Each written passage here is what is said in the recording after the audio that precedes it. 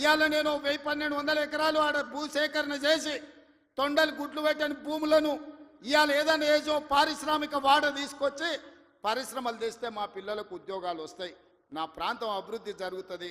నేను ముఖ్యమంత్రి అయినా కాబట్టి వాళ్ళకి కృతజ్ఞత తెలుపుకోవాలని నేను ప్రయత్నం చేస్తే కొంతమంది రౌడీ మూకల్ని తయారు చేసి పైసలు ఇచ్చి కలెక్టర్ని, ఆర్డీఓని, అధికారులందరినీ ఇష్టం వచ్చినట్టు కొట్టిరు. ఇగో ఇవి తొండల గుడ్ల సార్, ఇవి కనిపిస్తలేవా? తొండల గుడ్ల ఏ గుడ్లో కనిపిస్తుంది? ఇవంతా తొండల గుడ్లు. తొండలు పెట్టినాయా మరి? మేము పెట్టినామా మరి నువ్వు పెట్టినావు? చూద్దాం మరి. ఫార్మా కంపెనీ కోసం మేము భూములు తీసుకుంటాం. ఇవ్వండి సార్. పచ్చని పొలాలు ఇవన్నీ ఇంత మంచిగా పండే భూముల్లో వచ్చి నేను ఫార్మా పెడతా, నేను ఫ్యాక్టరీలు పెడతా అంటే ఎవరిస్తారు సార్?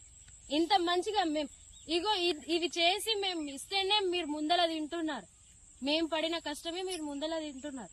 మేము ఇయ్యం సార్.